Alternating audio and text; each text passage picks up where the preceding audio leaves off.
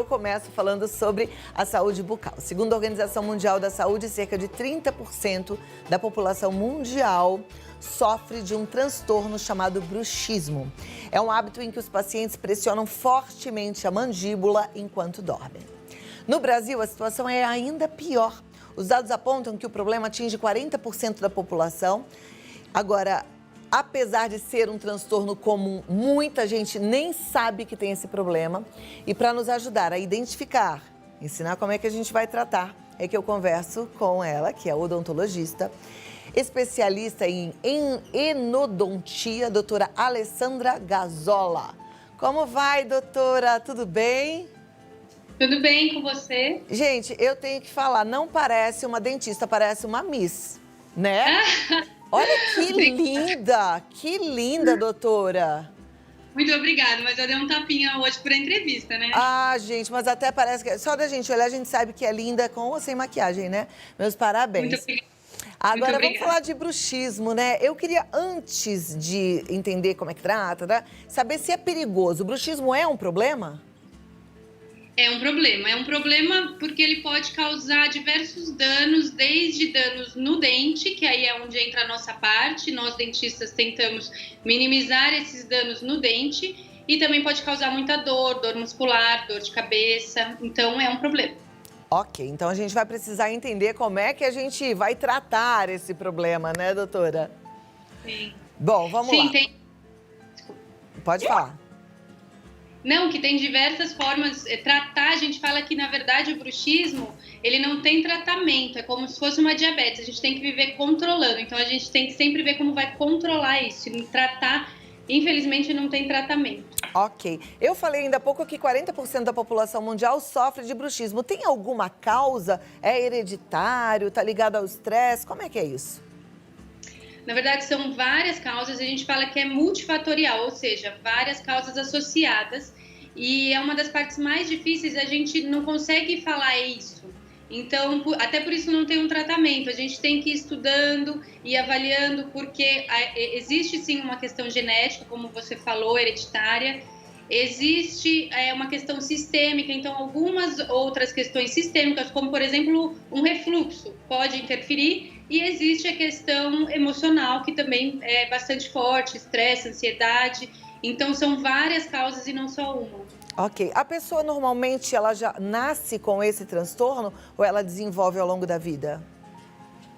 Por exemplo, se isso for realmente uma questão forte genética, que isso, vamos dizer que em uma determinada pessoa, a principal causa dela é genético. É possível que ela apresente isso desde a infância, mas não é uma regra. Aliás, o que menos existe na questão bruxismo são regras. A gente sempre tem que avaliar caso a caso, porque a pessoa pode sim desenvolver isso ao longo da vida, principalmente se o que está pegando é a questão emocional, estresse, isso tem períodos da vida onde está mais alto, períodos que está mais baixo, então o bruxismo também não é uma coisa que vai se manter ao longo da vida, ele pode ter uma fase que ele está mais evidente, está pior, outras fases está mais controlado, e pode ser desde sempre, desde a infância, a pessoa pode apresentar isso sim.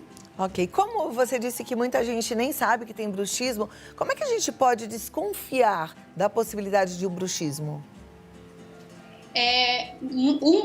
Tem alguns sinais, principalmente na boca, e alguns sintomas que a pessoa relata que fazem a gente começar a desconfiar e a investigar um pouco mais.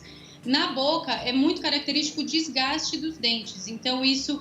uma pessoa que é mais detalhista, mais cuidadosa, pode reparar, mas principalmente nas consultas periódicas no profissional, os dentistas sempre vão olhar isso. Então, se tiver algum sintoma de desgaste de dente, se é uma pessoa que vira e mexe, está quebrando, sabe aquela pessoa que toda hora, quebrei a pontinha de um dente, quebrei a pontinha do dente, pode desconfiar que pode estar pegando um bruxismo aí. E dor de cabeça, dor muscular. O bruxismo não é a única causa de dor, então não é que uma pessoa que tem dor de cabeça constante, necessariamente é o bruxismo que está causando. Mas pode investigar que também é um sintoma bem frequente em quem tem. E também uma coisa bem característica, a pessoa que acorda com uma sensação de cansaço. Então ela acorda já cansada, com uma dor aqui, como se tivesse trabalhado, mastigado a noite inteira, também é bem característico. Ok.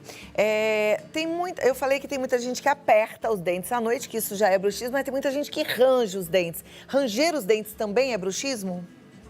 Também. O bruxismo ele pode ser o apertamento ou o ranger dos dentes. E hoje uma linha aí de estudos mais atualizada fala até em bruxismo sem apertar, que é, por exemplo, quando você tem um tique de ficar fazendo assim e o dente não aperta, mas o seu músculo fica numa posição que ele está fazendo uma atividade constante, isso também pode ser caracterizado como um bruxismo. Ok. Existem tratamentos para o bruxismo, como você falou, né? Não a cura do bruxismo. Quais seriam esses tratamentos? O que é que a gente precisa entender e aprender sobre isso? A gente vai sempre trabalhar, como eu falei, para controlar esse bruxismo. Uma coisa que é fundamental quando a gente vai falar de tratamento é a gente entender que existem dois tipos de bruxismo que são diferentes e as abordagens que a gente vai fazer para cada um são diferentes. Que é o bruxismo do sono, que é o que a pessoa tem enquanto ela está dormindo, e o bruxismo que a gente chama de vigília, que é o bruxismo durante o dia. Então, o bruxismo do sono ele é até um pouco mais difícil de tratar porque a pessoa está completamente inconsciente. Então, a placa de bruxismo, que eu até trouxe uma aqui para vocês verem, a placa de bruxismo, ela é conhecida como um tratamento, mas ela não vai tratar o bruxismo, porque é importante a gente entender que o bruxismo é uma questão muito muscular. Então, é quando os músculos da mastigação contraem. O dente é uma das consequências. Nessa contração, encosta os dentes, range os dentes, mas tem toda uma questão muscular. A placa, ela vai evitar que ao contrair essa musculatura e apertar os dentes desgastem ou os dentes fraturem. Mas essa tensão muscular, a placa não vai resolver. Eu amei ouvir isso, porque eu uso a minha plaquinha de bruxismo à noite e fico pensando, mas aqui vai continuar apertando, né? O meu músculo vai continuar trabalhando e isso pode acarretar outros sintomas, como a dor de cabeça, por exemplo. Então eu vou te pedir 2 minutinhos e a gente continua falando sobre isso, especialmente sobre os tratamentos, já. Combinado? Claro, tô te esperando. Perfeito, doutora Adriana ensinando pra gente sobre bruxismo. Olha como é importante a gente falar com profissionais especializados, porque muitas vezes a gente tem sim um excelente dentista que tá cuidando da gente, mas a gente não sabe de algumas coisas. Então a gente vai aprender até para depois levar num bate-papo, conversar mesmo, trocar ideia com o profissional. Adriana Alessandra, essa produção tá, doutora, eles me põem uma plaquinha falando que é Adriana e eu leio aqui que é Alessandra, afinal de contas Adriana, produção, é Adriana Gasoli, eu estava certa. Vamos lá. Então vamos falar dos tratamentos, né? Se eu uso a plaquinha, eu protejo os meus dentes, pelo que eu estou entendendo. Mas eu não trato o bruxismo. Exatamente. Para a gente tratar o bruxismo, especialmente quando é o bruxismo do sono, que a pessoa está inconsciente, tem que ser multidisciplinar, ou seja, a gente tem que envolver outros profissionais, outras especialidades, porque existe uma relação muito forte, por exemplo, com a qualidade do sono. A gente sabe que esse movimento da musculatura de contrair, de fazer esse esforço, acontece em determinada fase do sono. Então, quanto mais a gente conseguir descansar, atingir um sono mais pesado, menor a chance da gente ficar fazendo esse bruxismo. Então, muitas vezes a gente envolve um profissional do sono, existem alguns cuidados que a gente pode ter, chama higiene do sono, a gente fazer uma higiene do sono para ter certeza que a pessoa vai ter um sono de melhor qualidade, porque aí existe menos chance dela fazer esse movimento muscular. Além da questão emocional, então, psicólogo, tudo isso a gente pode envolver para conseguir que a pessoa consiga relaxar mais durante o sono, emendar um sono mais pesado, que aí a gente diminui a chance dessa contração muscular tão forte durante o sono. Perfeito. Eu já ouvi falar que, em alguns casos, aplica-se também a toxina botulínica para relaxar essa musculatura. Funciona ou não?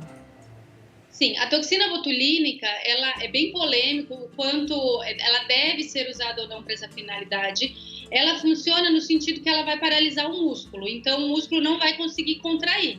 Com certeza você vai, quem tem dor, isso é principalmente usado para quem tem dor muscular, você vai resolver a dor da pessoa. Mas a grande questão é que isso acontece por um determinado tempo. Então a toxina botulínica ela vai ter um efeito aí de 4 a 6 meses, dependendo do quanto a pessoa força essa musculatura, até menos.